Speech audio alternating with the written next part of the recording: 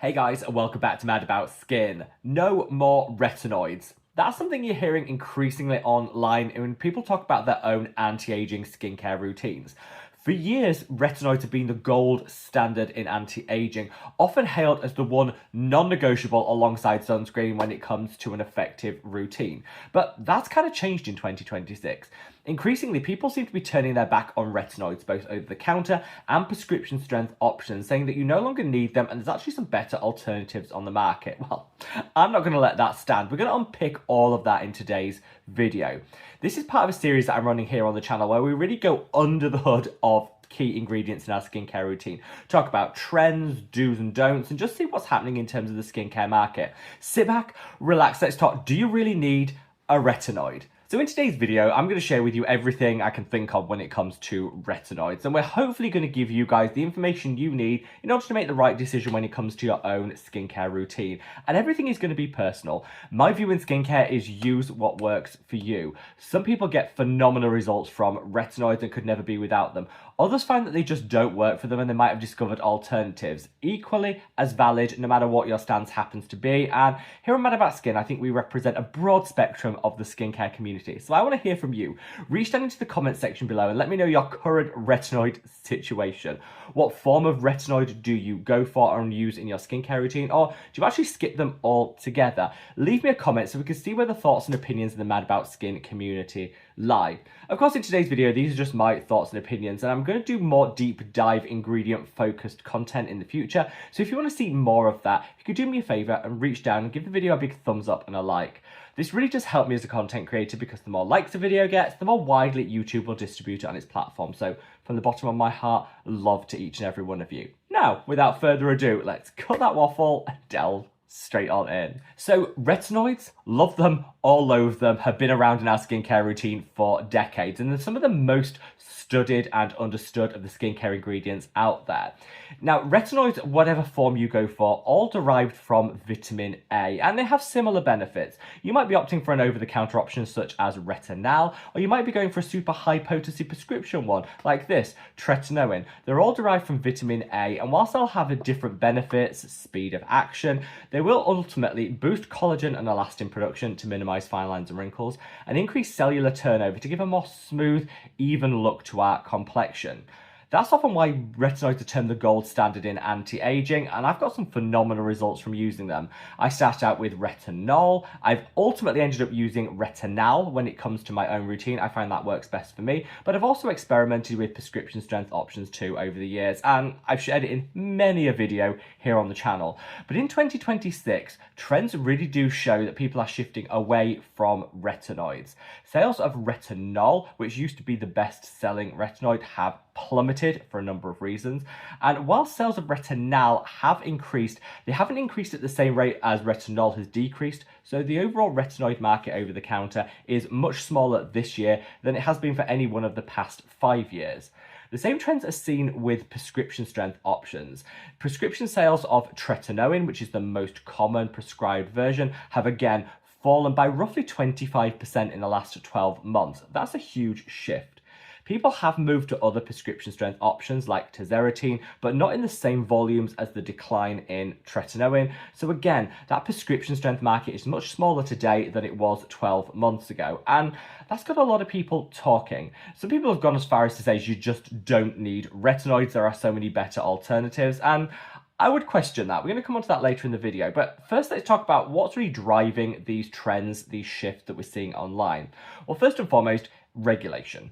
There's been an increasing focus and attention from regulators on retinol, which has led to heavy restrictions in a number of markets. These restrictions mean you can only actually get retinol over the counter in very, very low concentrations. So low that they're probably not actually going to be doing a whole lot. They might be okay for beginners, but for everyone else, the restrictions now are so much that I just don't think retinol is going to be the default for anyone out there. Retinol, whilst it isn't restricted in the same way as retinol, isn't as well known. So often people see their favorite retinol serum being removed from shelves and don't know what the equivalent is in terms of retinal, or that an equivalent even exists. So they've just stopped purchasing them altogether.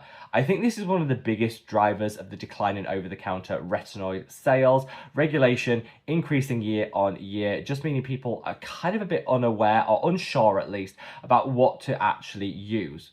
You've also seen a lot of people online saying that irritation is bad for the skin, and that because retinoids are potentially irritating, they should be avoided at all costs. This narrative was really driven by Dr. Barbara Sturm, who is one of the shadiest skincare content creators out there. Honestly, I try to always be positive on my channels, but there's something about Dr. Barbara Sturm that just grinds my gears, because the information she puts out there is just so incorrect. If you look at any of the studies into it, she picks and chooses to sell her own narrative and her own skincare brand and presents herself as a doctor, so people automatically think dermatologist, which carries more weight in terms of her opinion, when actually she's a foot doctor, but she doesn't make that clear. Nothing wrong with that, but again, just very misleading. And she started this real narrative that inflammation is the #1 enemy of the skin, and that anything that causes even a tiny amount of inflammation should be avoided. Retinoids, vitamin C, exfoliating acids, not good enough for her, and she focused down on a really expensive hyaluronic acid serum from her own line. That's the backstory of that, but that narrative has taken hold, and I think that's a shame. Whilst inflammation and irritation aren't good things for the skin, they're not. They can be managed, and actually the benefits from using a retinoid can outweigh the side effects, the drawbacks, such as irritation. So it's all about managing things and making sure that we're listening to our skin, rather than just deciding that an ingredient should be avoided at all costs, irrespective of the benefits it could bring, because one online quack says something and that narrative really takes hold. I think last but by no means least, when it comes to retinoids, there's almost an overbearing amount of choice. There are so many different forms, so many different brands, prescription versus non-prescription, different forms over the counter. It can seem overwhelming, and I know as a skincare consumer that when I feel overwhelmed, I switch off. I just stop buying altogether. And I think that's something that has actually happened. And so we really need to reset that narrative and say, you know what, let's look into what could be the best form for our individual skin's needs, find the right product, and then just cling on to it like it's our best friend. So with all that being said, do you actually need a retinoid? Well, in truth, no, you don't. Everything but a good broad spectrum sunscreen is optional in skincare, and I would encourage everyone to use what works for them. Choose a routine that aligns with your budget, the number of steps you're looking to incorporate, and of course, your key skin concerns. However, I am definitely team retinoid, and I've got some great results from using retinoids over the past 5 years. I would never be without them in my skincare routine. They have so much data sitting behind them to prove just how effective they are, and I don't think we should discount that. Yes, I know there are worries around sensitivity, inflammation, and irritation in the skin, and those are absolutely valid, but there are some things you can do to minimize all of that rather than just abandoning or giving up your retinoid. And that's really what I want to share with you in this section of the video. I want to share with you 3 really quick hacks that can help minimize the sensitivity and irritation you get from your retinoid, and hopefully just improve your experience and the results that you see. First and foremost, make sure you're using azelaic acid alongside your retinoid. Whether you go for an over-the-counter option or a prescription strength option in terms of your retinoid, azelaic acid is going to be its best friend because it's proven to reduce the side effects and irritation that you're going to see. Azelaic acid, great in its own right, but it calms, soothes, it has some anti-redness properties, and most importantly, it's anti-inflammatory. It's going to reduce any inflammation, any sensitivity that you have, making your retinoid journey a whole lot easier. It's also great for boosting your hyperpigmentation results, so that's just an added bonus too. Lots of different azelaic acids exist, but there's 2 that I'm going to recommend. First and foremost, this is the Allies of Skin Azelaic and Kojic Advanced Clarifying Serum.